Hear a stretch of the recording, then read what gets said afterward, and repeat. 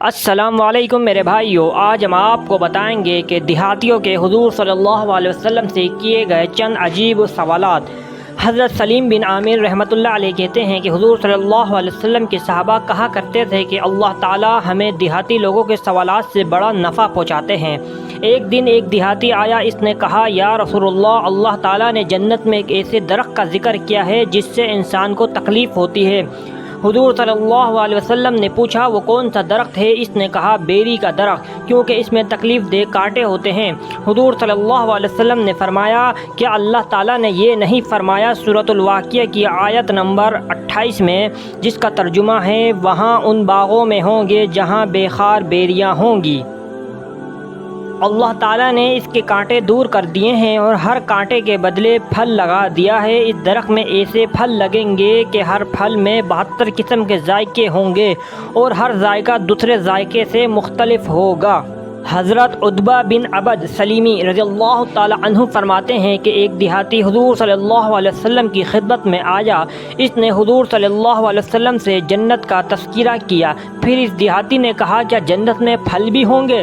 حضور صلی اللہ علیہ وسلم نے فرمایا، ہاں، جنت میں ایک درخت ہے جسے توبہ کہا جاتا ہے۔ راوی کہتے ہیں کہ حضور صلی اللہ علیہ وسلم نے کسی اور چیز کا بھی ذکر کیا تھا، لیکن مجھے معلوم نہ ہو سکا کہ وہ کیا چیز تھی۔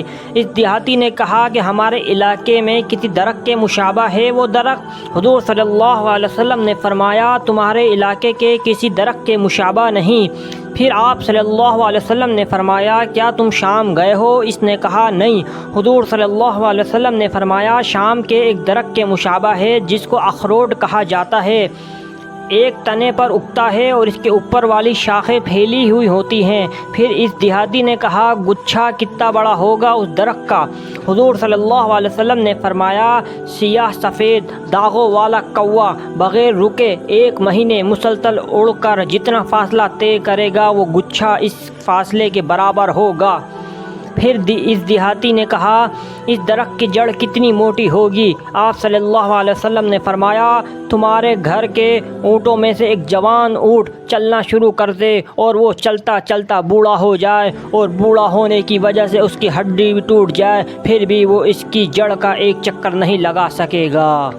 حضرت ابو ہریرہ رضی اللہ تعالی عنہ فرماتے ہیں کہ ایک دیہاتی نے آ کر نبی کریم صلی اللہ علیہ وسلم سے پوچھا، یا رسول اللہ، قیامت کے دن مخلوق کا حساب کون لے گا؟ آپ صلی اللہ علیہ وسلم نے فرمایا، اللہ تعالیٰ۔ اس دیہاتی نے کہا، رب کعبہ کی قسم، پھر تو ہم نجات پائیں گے۔ حضور صلی اللہ علیہ وسلم نے فرمایا، وہ کیسے؟ اس نے کہا کہ کریم ذات جس کسی پر بھی قابو پا لیتی ہے تو معاف کر دیتی ہے۔